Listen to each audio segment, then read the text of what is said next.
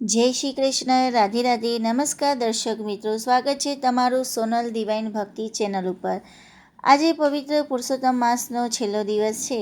આખો મહિનો કદાચ ગમે તેટલી દોડધામમાં ગયો હોય, કદાચ તમે આગળના અધ્યાય સાંભળવામાં મોડા પડ્યા હો કે કોઈ કથા ચૂકી ગયા હો, તો મૂંઝાવાની બિલકુલ જરૂર નથી. કારણ કે આજે આપણે પુરુષોત્તમ માસના સૌથી છેલ્લા અને મહાન એવા 31મા અધ્યાય તરફ આગળ વધી રહ્યા છીએ, જેનું નામ છે શ્રવણ પાનનું ફળ. શાસ્ત્રોમાં સ્પષ્ટ લખ્યું છે કે જો તમે આખો મહિનો કોઈ નિયમ ના પાડી શક્યા હો, પણ જો આજના છેલ્લા દિવસે આ અંતિમ અધ્યાય પૂરો સાંભળી લો અને સાથે જ આપણી ચેનલ ઉપર ઉપલબ્ધ 1 થી 31 સુધીના તમામ અધ્યાય જે પ્લેલિસ્ટમાં મૂકેલા છે, તમને સમય મળે એટલા અધ્યાય આજે એકવાર સૂતા પહેલાં પણ કાન પવિત્ર કરવા સાંભળી લેશો ને, તો પણ તમને આખા મહિનાનું અખૂટ પુણ્ય પ્રાપ્ત થાય છે. આજના વિડીયોમાં આપણે જાણીશું કે વ્રત પૂરું થયા પછી ભગવાન શિવે પાર્વતીજીને કયું મહાદાન કરવાનું કહ્યું હતું, જેનાથી બ્રહ્માંડ દાન કરવાનું ફળ મળે છે. આજના છેલ્લા દિવસની પાવન તક જતી ના કરતા વિડીયોને સ્કીપ કર્યા વગર છેલ્લે સુધી ભક્તિભાવથી જોજો. હવે આપણે પુસ્તક પ્રમાણે જોઈએ શ્રવણ પાનનું ફળ. નૈમિષારણ્ય મધ્યે બિરાજેલા સૂત પુરાણીજી પોતાના શ્રી મુખે બોલ્યા, હે ઋષિવર્યો, પૂર્વકાળે આ વ્રત પાર્વતીજીએ કરેલું ત્યારે ઉમા ભવાની ભગવાન શિવજીને પ્રશ્ન કરેલો કે હે ભોળાનાથ, વ્રત પૂર્ણ કર્યા પછી મારે દાન શેનું કરવું? ત્યારે ભગવાન શિવજી બોલ્યા, હે સતી, સંસારમાં વ્રત જેવું ઉત્તમ બીજું કોઈ વ્રત નથી. બ્રહ્માંડ જેવા ગોળાકાર સંપુટનું દાન કરવું સર્વોત્તમ છે, અથવા કાંસાના સંપુટમાં 30 પોડલા ભરી એને નાળાછડી વીંટીને સંકલ્પ કર્યા પછી દાનમાં આપી દેવા. પવિત્ર બ્રહ્માંડને આ સંપુટ દાનના પુણ્ય પ્રભાવે બ્રહ્માંડના દાનનું ફળ મળે છે. પવિત્ર પુરુષોત્તમ માસમાં વ્રત, નિયમ, તપ અને કથા શ્રવણમાં જ મગ્ન રહેવું. સૂત પુરાણીજીના શ્રી મુખેથી ભવતારીની પાવન કથા સાંભળીને સનકાદિક બોલ્યા, હે મહાજ્ઞાની, આપે અમોને અમોઘ ફળ આપનારી પવિત્ર કથા કૃપા કરીને સંભળાવી માટે અમારો આશીર્વાદ છે કે આપ સહસ્ર વર્ષ જીવો. આવા શુભ આશીષ આપ્યા પછી સર્વે ઋષિઓએ સૂત પુરાણીજીની પ્રદક્ષિણા કરી.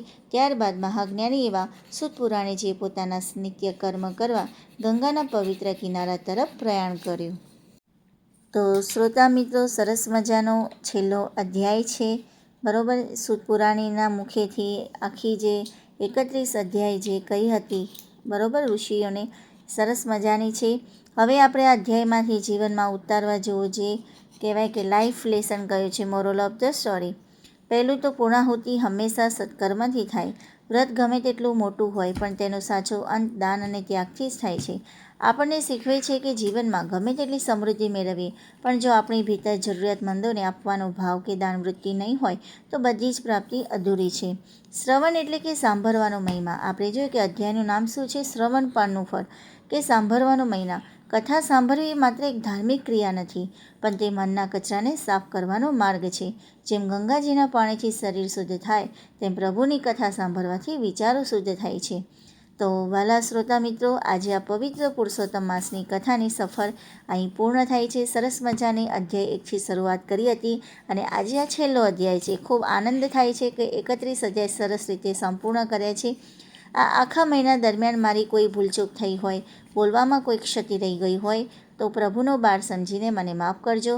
પણ જો આ વાર્તાઓએ તમારા હૃદયને સ્પર્શ કર્યો હોય, તો આજે છેલ્લા દિવસે આ પુણ્ય કમાવાની તક ચૂકતા નહીં. અને મેં દરેક અધ્યાય જે છે ખૂબ સરસ રીતે સમજાવ્યા છે, સરળ ભાષામાં સમજાવ્યા છે, અને ખાસ કરીને શું બોધ લેવા જેવા છે એ પણ બહુ સરસ રીતે સમજાવી છે અને સિમ્પલ ભાષામાં સમજાવી છે.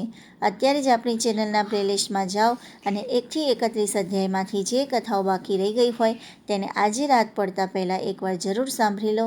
અને આજના છેલ્લા દિવસે તમારા મિત્રો અને પરિવારના વોટ્સઅપ ગ્રુપમાં પણ આ વિડીયો મોકલીને તેમને પણ આ મહાપુણ્યના ભાગીદાર બનાવો. કોમેન્ટ બોક્સમાં આજે ખાલી ના રહેવું જોઈએ. આખા મહિનાની ભક્તિનો અર્ઘ અર્પણ કરતાં કોમેન્ટમાં જય પુરુષોત્તમ પ્રભુ અને નમો નારાયણ અચૂક લખજો.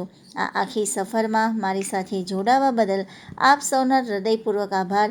ભગવાન પુરુષોત્તમ આપણા ઘરને સુખ સમૃદ્ધિથી ભરી દે તેવી હૃદયપૂર્વક પ્રાર્થના સાથે જય શ્રી કૃષ્ણ. રાધે રાધે.